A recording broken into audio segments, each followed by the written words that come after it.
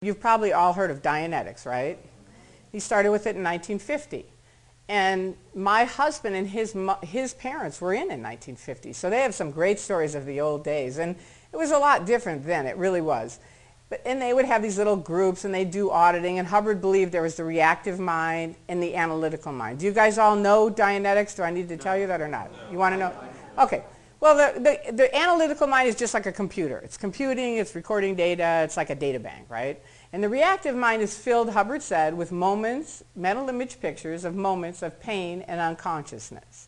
Now, we all have those, right? Is there anybody here who can say you don't have a moment of pain and unconsciousness? One way or the other. Or loss, sadness, right? Excuse me. So he said, if you went into session, you could not only erase these incidents, you could get clear. And clear, he said back then in 1950, you would have a perfect IQ, you would have a perfect memory, you would have no pain, and you'd be able to, you know what I mean? And as I say it, I see you shaking your head, and I mean, I know. I have to tell you all this. The conversation we're having here today, I probably never had with, I mean, I've told this about Dianetics, but I'm going to tell you a lot of things I never talked to anyone in Scientology about, because you can't. So you have to understand, you get in, and there's no one there to discuss things with. If you disagree, you have to go to cramming and get corrected, and they have to fix you. You must have misunderstood words, like Tom Cruise with the study tech. It's because you don't understand certain words. That's why. Or your ethics are out, or you're connected to someone who's antagonistic to Scientology or something. You know, they have some reason for any reason why you're not getting it. But anyway, Dianetics is the reactive mind, the analytical mind. He said you could erase the reactive mind, and then you're clear. Okay? And what happened in truth, now I didn't know this till I got out, but in truth, the very first clear, he had an event at the Shrine Auditorium, and he had the lady, you know this story, and he asked her, I think, what color was her tie the day before? What color was his tie the day before, right? And she couldn't remember. And that was the beginning of, they can't make it clear. They can't. They can't say they can't, and Hubbard was into money. And Hubbard said, if you want to make money, start a religion, right? And Dianetics wasn't working. So it was, and you know, a lot of things happened with Dianetics. So he switched into Scientology, right? And with Scientology, and this is what truly happens. You attest to clear. Now you're not supposed to have any pains, right? And you don't for maybe an hour or a day or whatever. But all of a sudden, something comes back. Whatever your problems are, they come back. Now it's really horrible, right? Because you've attested, and everybody's like congratulating you. You're now clear. And now you've got the secret, you know, I have a headache, right? What now? So you go into what they call a registrar, which is someone that gets more money from you. And or you know, whoever, one of the technical people, and you say, you know what, I know I'm clear, but I have headaches. And they came back, and they say, look, we can't tell anybody else this, but we're going to tell you this. There's another level that you need to do. Right? And it is going to cost quite a bit of money, but it's worth it, because it'll handle your headaches. So now you're like, okay, now I have epilepsy. I haven't had a seizure in 20 years, but back when I got in, I joined their C organization.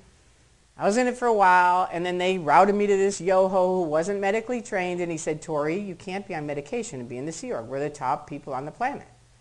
So they started getting me off my medication. And I brought a reference on this, because they say, and this is a good thing for you guys to know, because it's kind of spooky when you think of it. Now, wait a minute, let me see. I'm always shuffling my papers. This is my downfall of speaking. All right, now hang on a second, because this is a good reference on, okay. One thing that should be well understood, this is a quote from Hubbard. We have the actual technology, this is from 10 August 73, on PTS handling. PTS stands for potential trouble source, okay? And a PTS person is anybody who's ill, sick, anything. If you with the cane, PTS, right? It doesn't matter. Glasses, PTS, right? You know, it's like anything that's wrong with you, that's natural human qualities that everybody has. You get a headache, PTS, right? So now you've got to find who's a suppressive in your environment. And a suppressive person is the most evil person in the world, which they've now declared me a suppressive person. And I'm proud to say I am, by the way. But here's what he says about PTS. that all illness in greater or lesser degrees and all foul-ups stem directly and only from a PTS condition, meaning you're connected to somebody suppressive. So, getting rid of the condition requires 3 basic actions. A, discover.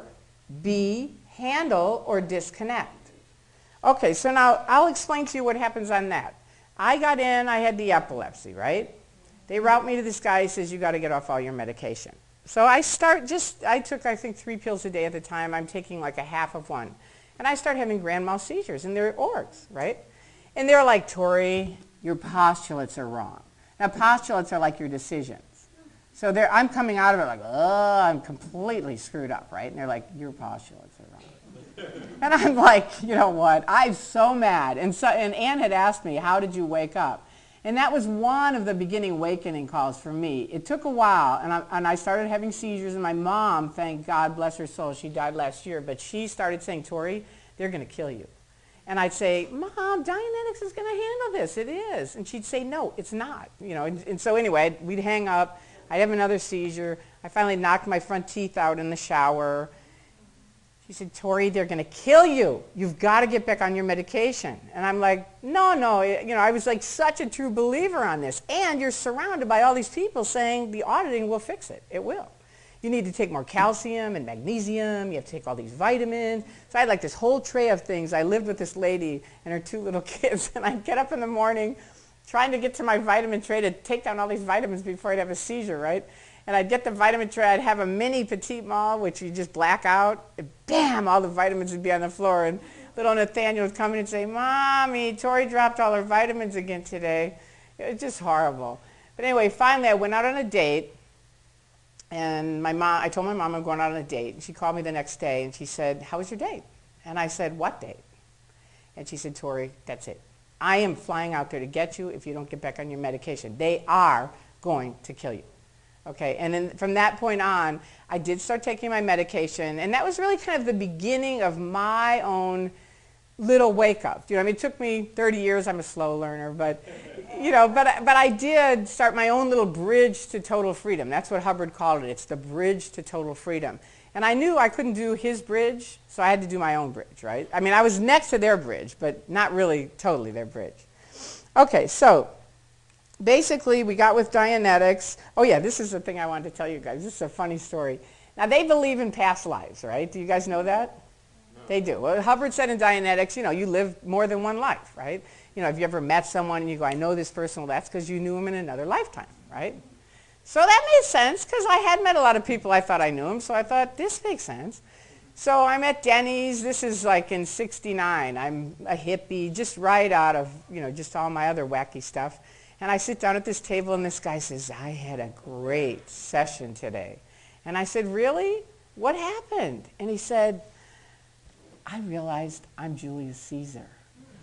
And I said, you're kidding me. It's a good thing I didn't go to medical school, you know, because I wanted to sort of go to medical school, but I thought, well, you'll never meet Julius Caesar there.